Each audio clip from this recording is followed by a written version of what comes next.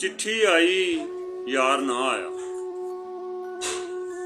चिट्ठी आई यार ना आया, सानू करना प्यार ना आया। टच मोबाइल कलाया नहीं, पैकेज विच कराया नहीं, ताइयों ते इतबार ना आया, सानू करना प्यार ना आया। कोई झूठी सच्ची गल सुणांदे, गल्लां नाल ही तारे तोड़ लियांदे।